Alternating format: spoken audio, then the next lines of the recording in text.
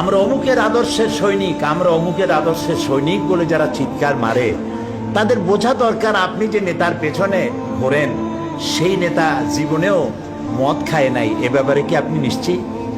ওই নেতা জীবনেও মিথ্যা কথা বলে নাই, এ ব্যাপারে কি আপনি নিশ্চিত? ওই নেতা জীবনেও ওয়াদা খেলাপ করে নাই, এ ব্যাপারে কি আপনি নিশ্চিত? এই নেতা জীবনেও কোনোদিন পরনারী স্পর্শ করে নাই, এই ব্যাপারে কি আপনি নিশ্চিত?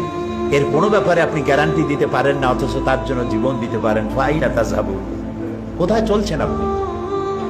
এমন এক ব্যক্তিকে আল্লাহ নেতা বানিয়েছেন, নেতা করে দুনিয়া পাঠিয়েছেন, যিনি সর্বকালের সর্বযুগের আয়নার মতো পরিষ্কার চেহারা, যাকে দেখতে কোনো লাইটের দরকার হয় না, দিনেও দেখা যায় রাতেও দেখা যায়।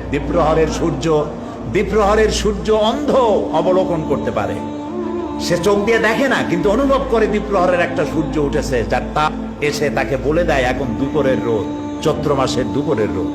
সুতরাং নবী করিম সাল্লাল্লাহু আলাইহি ওয়াসাল্লামের চরিত্র ছিল আকাশের সূর্যের মতো দীপ্তমান, গোটা বিশ্বের মানুষের কাছে উজ্জ্বল, যার জন্ম থেকে শুরু করে মৃত্যু পর্যন্ত এমন একটা দিক নাই, বিভাগ নাই যা সাহাবায়ে কেরাম সংরক্ষণ করেন নাই। জীবনের সব কিছু লিপিবদ্ধ হয়েছে।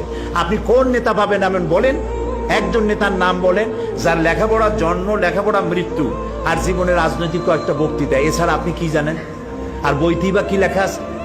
নবী করিম সাল্লাল্লাহু আলাইহি ওয়াসাল্লামের জীবনকে যারা সংরক্ষণ করেছেন, তার জীবনী যারা লিখেছেন, আসমাউর রিজাল, যারা তার জীবনী সংরক্ষণ করেছেন, কথা, কাজ এবং মৌন সম্মতি যারা সংরক্ষণ করেছেন, তাদের সংখ্যা হচ্ছে 1,00,000-এর উপরে। পৃথিবীর কোনো মানুষের জীবনকে এইভাবে হাই পাওয়ারের মাইক্রোস্কোপ যন্ত্র দিয়ে কোনো মানুষকে এভাবে দেখা হয় নাই যা দেখা হয়েছে রাসূলকে। শামাইলে তিরমিজি পড়েন, এটা বাংলা হয়ে গেছে, নামটা কি?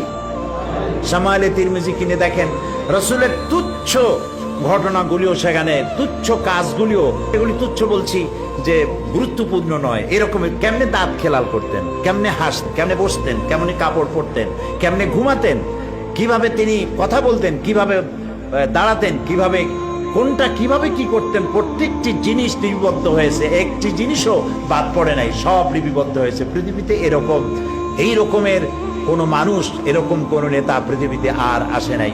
মুহাম্মদ রাসূলুল্লাহ সাল্লাল্লাহু আলাইহি ওয়াসাল্লাম গোটা পৃথিবীর সর্বশ্রেষ্ঠ মহামানব, তার জীবনকে সংরক্ষণ করা হয়েছে পৃথিবীর মানুষকে এই পথে পরিচালিত করার জন্য। তিনি ছিলেন গোটা বিশ্ববাসীর জন্য রহমত, তাই তিনি তার আচরণে মানুষ মুগ্ধ হয়েছে। তার কপালে লেখা ছিল না যে তিনি নবী, তার পিঠে লেখা ছিল না তিনি নবী, অথচ তিনি যখন তার স্ত্রীকে দাওয়াত দিয়েছিলেন, হযরতে খাদিজাতুল কুবরা রাদিয়াল্লাহু তাআলা আনহাকে যখন ইসলামের দাওয়াত দিলেন যে আমি আল্লাহর নবী, আমার উপরে ঈমান আনো, আমাকে বিশ্বাস করো, আল্লাহ এক, আল্লাহর উপরে ঈমান আনো, এই কথা যখন তিনি দাওয়াত দিয়েছিলেন, হযরত খাদিজা কি দেরি করেছিলেন? আমি মাঝে মধ্যে বলি, যে সমস্ত হুজুররা মুরিদ বানায় বেড়ান, তাদেরকে জিজ্ঞেস করা দরকার যে আপনারা তো অনেক মুরিদ বানাইছেন, আপনার বউ আপনার মুরিদ হয়েছে কিনা? কারণ স্ত্রী তার স্বামী সম্পর্কে সবটা জানে, এত বড় সাক্ষী আর কেউ নাই। কিরামান কাতিবিন ছাড়া স্ত্রীর মতো এত বড় সাক্ষী আর কেউ নাই। স্বামীর পা থেকে শুরু করে মাথা পর্যন্ত সব জানে তার স্ত্রী। নবী করিম সাল্লাল্লাহু আলাইহি ওয়াসাল্লাম যখন দ্বীনের দাওয়াত দিলেন, হযরতে খাদিজাতুল কুবরা রাদিয়াল্লাহু তাআলা আনহা এক সেকেন্ড দেরি করেন নাই, সঙ্গে সঙ্গে বলেছেন, আবুল কাসেম, হে কাসেমের পিতা মুহাম্মদ সাল্লাল্লাহু আলাইহি ওয়াসাল্লাম, আমি কালেমা ঘোষণা করছি, লা ইলাহা ইল্লাল্লাহু মুহাম্মাদুর রাসূলুল্লাহ।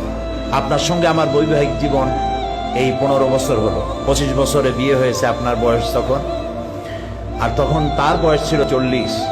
নবুয়ত পেলেন 40 বছর, মাঝখানে গেল কত বছর?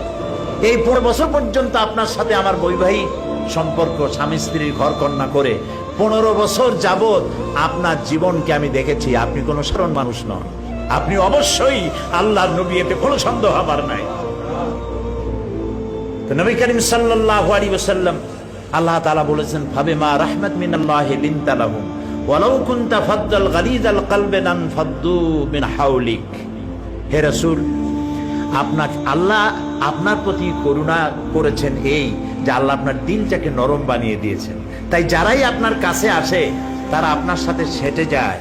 যদি আপনি কঠোর মনা হতেন তাহলে যারা কাছে এসেছিল এরা সব ছিটকে পড়ত। মোহব্বত দিয়ে করেছেন। ছোট্ট ছোট্ট বাচ্চা ছেলেপেলেগুলি খেলা ছেড়ে দিয়ে রসুল যাচ্ছেন, খেলা ছেড়ে দিয়ে দৌড়ে রসুলের কাছে চলে যেত। রসুল্লাহ জিজ্ঞেস করতেন তাদেরকে, কেমন আছো, কি অবস্থায় আছো, খেলাধুলা কেমন চলছে জিজ্ঞেস করতেন। এভাবে একটা ছেলেকে তিনি বেশ ভালোবাসতেন, প্রায় তাকে ডাকতেন, দেখতেন। পরপর 3 দিন পর্যন্ত ছেলেটাকে দেখা গেল না। তখন তিনি ছেলেদের জিজ্ঞেস করছেন, ওই ছেলেটা কোথায়? তারা বলল বোধহয় অসুস্থ হবে, বাড়ি কই? বাড়ির সন্ধান তারা দিল। রসুল্লাহ জানতে পারলেন সেটা এক ইহুদির ছেলে। তিনি চলে গেলেন বাড়ির ভেতরে এবং ওই বাচ্চার কাছে গিয়ে বসলেন, গায়ে হাত দিয়ে দেখলেন অনেক জ্বর, হাত পুড়ে যায়। রাসূলুল্লাহ কপালের উপরে হাত রেখেছেন, ছেলের জ্বর নাই। বেহুশ ছেলে চোখ খুলে দেখছে রাসূলুল্লাহ বসে আছেন, চোখ বাড়ি করছে। এই বাচ্চা বড় হয়ে যখন যৌবন প্রাপ্ত হয়েছে, বাচ্চা পড়েছে লা ইলাহা ইল্লাল্লাহু মুহাম্মাদুর রাসূলুল্লাহ। ভালোবাসা দিয়ে তিনি জয় করেছেন সবাইকে।